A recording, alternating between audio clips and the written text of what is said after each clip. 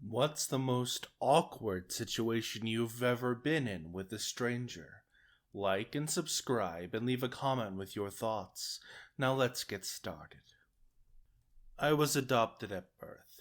Learned who my birth family was in the early 30s. Had met his sister, but nobody else yet.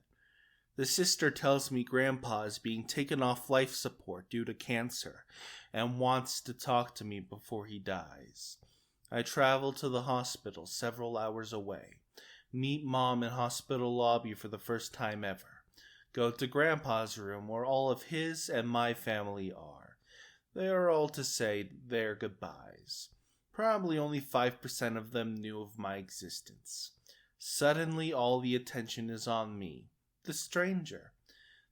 They have me kneel by his side, and he apologizes through tears for pressuring my mom, that I had just met, to give me away for adoption.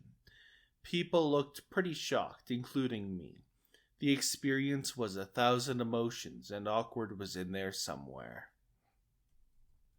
I was at a wedding reception and went to use the bathroom. I'm standing at the urinal, and this guy comes up, stands next to me, and lets off some whopper farts. He goes, "Ooh, check out the smell of these. Woo, you gotta let them out here and not by those girls, you know what I'm saying." And I just go, "Yup," and walk out feeling very uncomfortable. I went for a bike ride in my neighborhood about 12 at night a month ago. It was a pitch black other than streetlights every 5 or 6 houses. I was kinda just zoning out, enjoying the fresh air, when something moved out of the corner of my eye. I turned my head to look, and I immediately assumed it was some kind of monster. I had just finished a horror movie. So I let out an extremely loud, blood-curdling scream in the middle of the night, in a silent suburban neighborhood.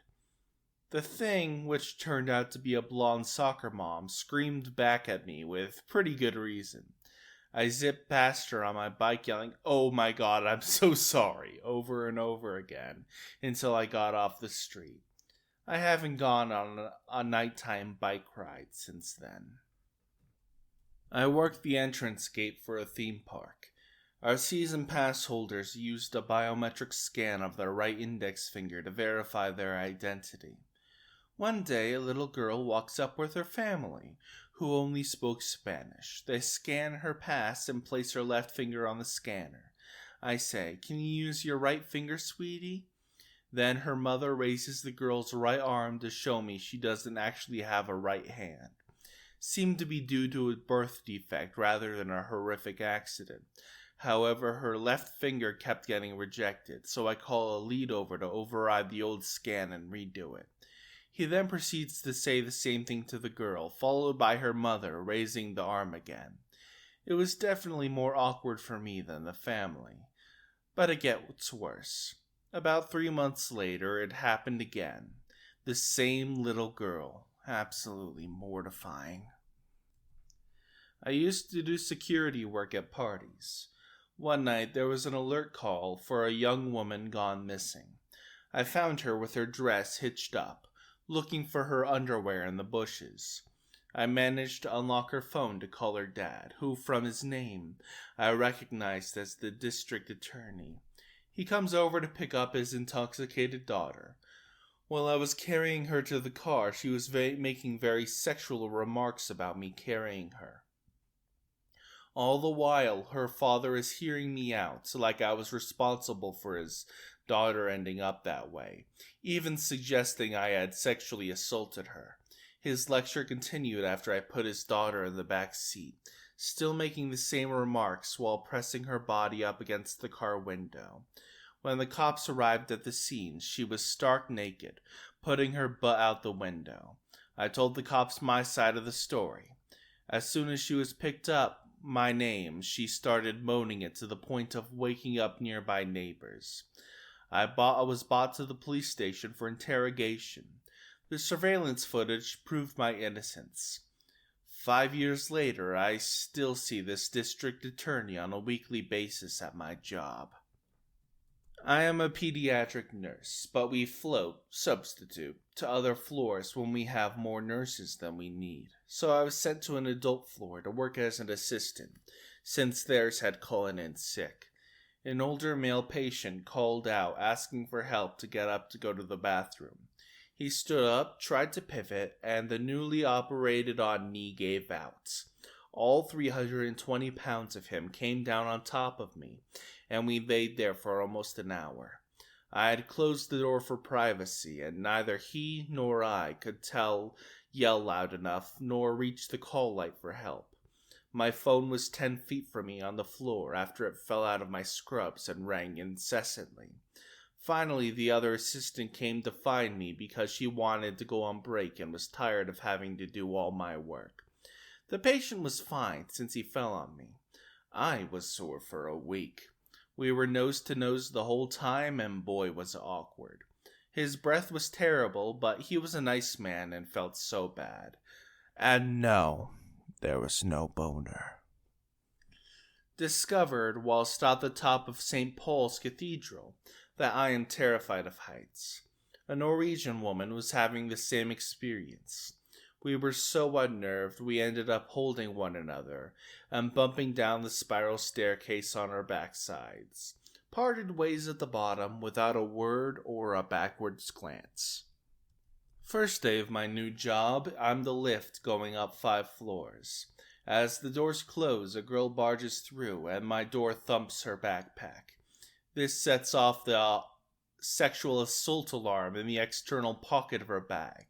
Just an unknown guy and a girl alone in a lift with a sexual assault alarm blaring. So awkward. Once I was at a dog groomer's to pick up my dog.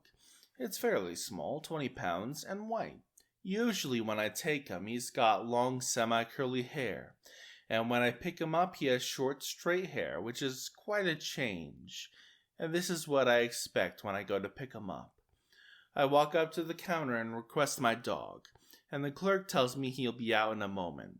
30 seconds later, an attendant walks out the lobby from the back door with a dog that immediately gets excited and tries to run away as soon as it rounds the corner to me. "Hey, buddy," I say as I walk up and attempt to pick up my dog, but it turns around and starts recoiling back and gives me a nip as I try picking him up. An old man behind me asks, "Hey, is that your dog?" And me thinking it's a pretty weird question, respond, "Yep." And he goes, "I don't think so, mister, that's my dog."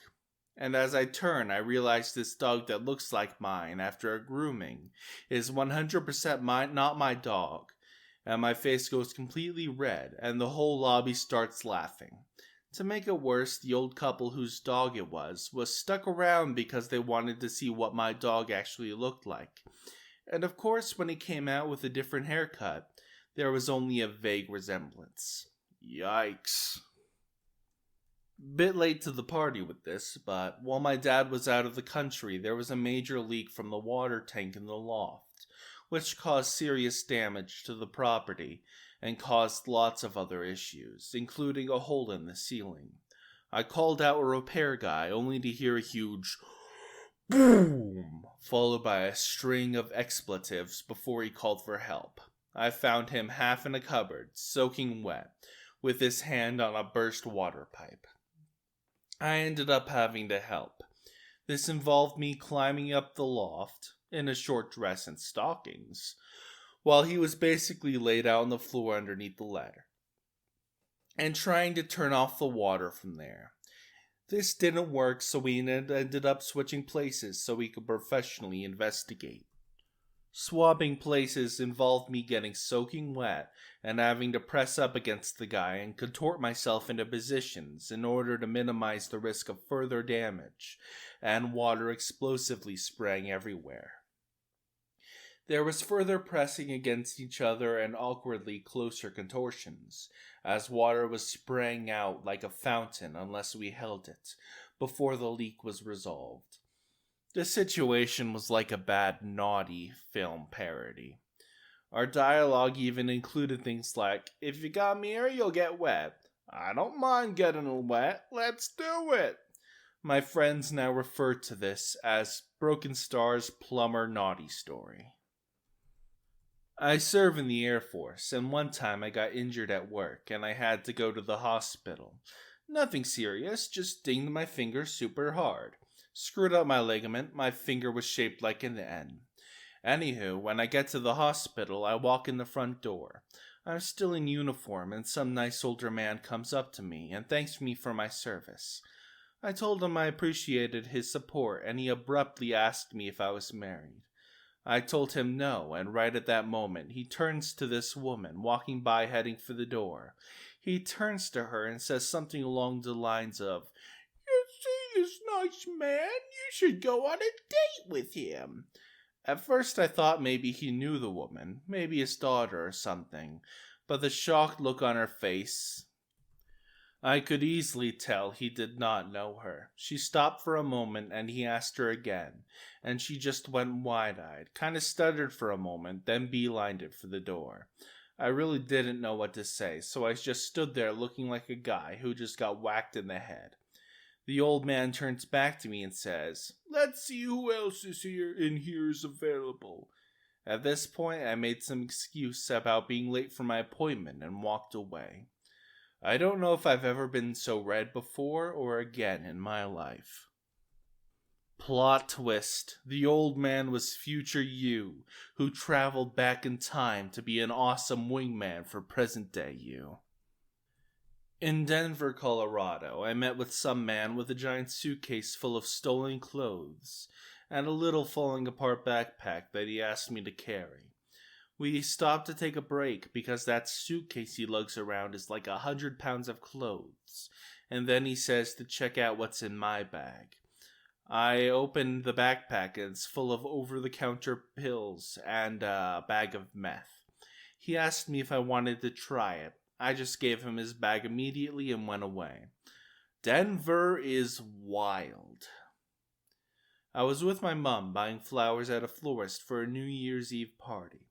The florist was obviously a very lonely woman and wouldn't stop going on about how she isn't doing anything for New Year's and how it's so nice we have friends to visit, to the point where it became really saddening.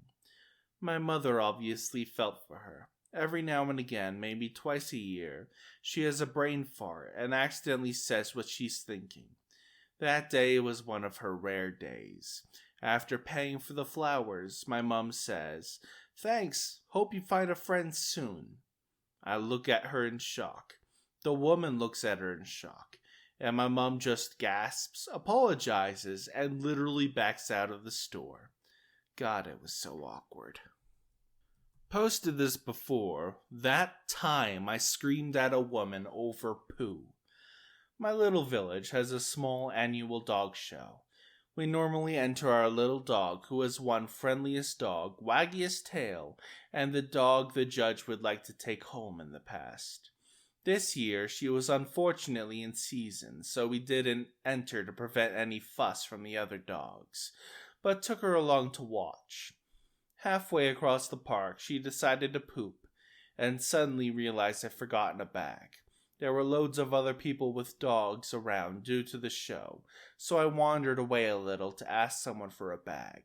I turned back, and to my horror, a lady was picking up my little dog's mess. Not wanting to feel like one of those a-holes that doesn't clean it up, I ran towards her to advise her she didn't have to do that because I was going to get it. Instead, in a sort of panic, I waved my arms and barked, "No, that's my poo!" Please note that I did not say, "That's my dog's poo!" She physically jumped, then turned a deep red. She sort of mumbled an apology, dropped the poo, and marched off with her dog.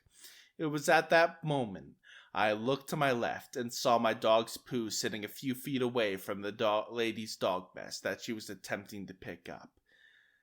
I think about this at night sometimes. Anyway, that's the end of today's video. I hope you all enjoyed. Remember to like and subscribe, and leave a comment with your thoughts down below. Check out my links in the description, and hey, if you really like it, check out my throne wish list, and maybe you can help me get some equipment to further increase the quality of my work. Thank you, and I will see you all next time. Hasta la pasta.